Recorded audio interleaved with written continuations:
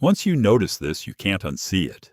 5 actors, 5 signature moves they keep coming back to, film after film. You already know a couple of these before I even say the names. That's how obvious they are once someone points them out. Let's get into it. Nicolas Cage doesn't slowly build intensity like other actors. He teleports from 0 to 11. One frame he's calm, the next frame he's a human air raid siren. Fans call it Cage Rage. The moment where his eyes go wide, his voice stops coming from his throat and starts coming straight from his chest, and the whole scene turns into an emotional grenade going off. You've seen it in The Wicker Man, where bees get released onto his face, and he screams a line that's now a permanent internet meme. You've seen it in Vampire's Kiss, where he yells the entire alphabet at his own therapist like the letters personally betrayed him. And you've seen the quieter, darker version in Mandy, where a breakdown on a bathroom floor feels less like acting and more like a warning label. But here's the twist. The reason it works isn't just the screaming, it's the contrast. Watch Face Off, and you'll catch him doing calm, controlled menace for stretches before the explosion hits. That restraint is what makes the eruption land. Every Nicolas Cage movie has that one moment where you genuinely wonder if the director yelled cut and Cage just kept going anyway. That's why it works. It's so extreme, your brain physically can't look away, and it lodges itself in your memory for years. Cage turns every scene into controlled chaos. Our next actor works the opposite way. Instead of exploding, he controls the room with timing alone. Watch this. Everyone thinks they know the Samuel L. Jackson trope. He says bad words with confidence. Cool. That's the surface-level answer, and honestly, it's the boring one. The real trick isn't the swearing. Listen to where he pauses. He almost punches every sentence, holds back right before the word that matters, then lands it. Add the stare, that flat, unblinking look right before he explodes. And he owns a scene, before he said a single line. That biblical monologue in Pulp Fiction isn't memorable because of volume. It's the countdown underneath it. His reaction in Snakes on a Plane became so iconic it overshadowed the entire movie itself. And every time Nick Fury walks into a Marvel scene saying, "I'm here to talk to you about," you already know, before he finishes the sentence, that the mission just changed.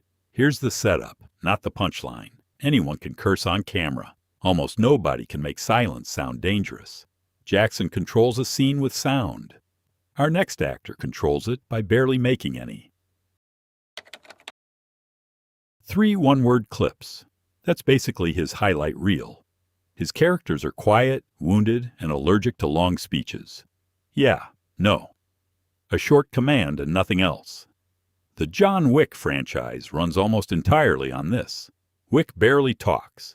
He shoots instead. And when he finally does speak, a line as simple as, "Yeah, I'm thinking I'm back," gets the whole theater cheering. In The Matrix, one word, "whoa," became bigger than most people's entire scripts. Even in Speed, his dialogue stays clipped, functional, no wasted breath. Most actors fill silence with dialogue. Keanu fills dialogue with silence. He does it with almost no words. Our next actor does something even trickier. She changes her entire voice. And somehow that's the part people trust most. Quick disclaimer before this one. Streep doesn't do a new accent in literally every single film. And if you comment, "Well, actually, you're right, we see you." But when a role calls for one, she doesn't just imitate the sound. She rebuilds the whole person underneath it. Here's the part people miss. An accent isn't just pronunciation. It changes posture. It changes breathing. It changes how confident or guarded a character feels walking into a room. When Streep changes her voice, she's not doing a party trick. She's changing who she is standing as. For Sophie's Choice, she built a near-perfect Polish accent, layering in real Polish and German for authenticity. For The Iron Lady, her version of Margaret Thatcher's voice was so exact that people genuinely mixed up archival footage with the film. And for Out of Africa, she carried a full Danish accent through Karen Blixen's story from start to finish. That's the real reason she's called a chameleon. It's not about sounding different. It's about becoming someone whose entire physical presence has shifted, just from the way she opens her mouth. Streep changes who she is with her voice. Our last actor doesn't need to say anything at all. His face does it first. People reduce this one down to, he smiles creepy. Fair, but incomplete. The grin is just the finishing move. The real performance happens in the seconds leading up to it. Here's where it gets weird. Watch closely next time. Eyebrows lift first, like a slow-motion warning shot. Head tilts just slightly, then the calm, that unbothered, almost bored energy right before everything goes wrong. Only then, the smile. The Shining gives you the purest version of it. The head through the broken door. The grin that turns a horror film into a cultural landmark. In Batman, 1989, his Joker didn't even need heavy makeup because that natural eyebrow and smirk combination was already halfway to villain. And in the courtroom scene from A Few Good Men, his most quoted line lands as hard as it does because of everything his face is doing in the seconds before he says it. The contempt, the control, the enjoyment of finally being allowed to stop pretending. Nicholson doesn't perform emotion with his voice first. He performs it with his face and lets the words catch up. 5 actors, 5 signatures.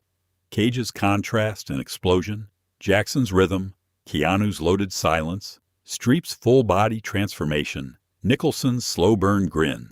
Here's the real question, though. Is repeating a move over and over a limitation, or is it the smartest career move an actor can make?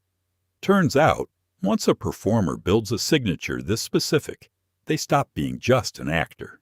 They become a brand. Audiences walk in already knowing what they're going to get, and somehow still get surprised by how much they enjoy watching it happen again. So next time one of these 5 shows up in something new, watch closely.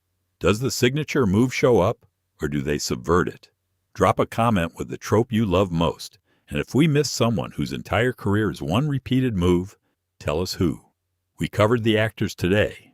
Next time, we're exposing the actresses who pull off the exact same emotional trick in almost every film they're in, and trust me, once you see that pattern too, you're never going back. Like, subscribe, and we'll see you there.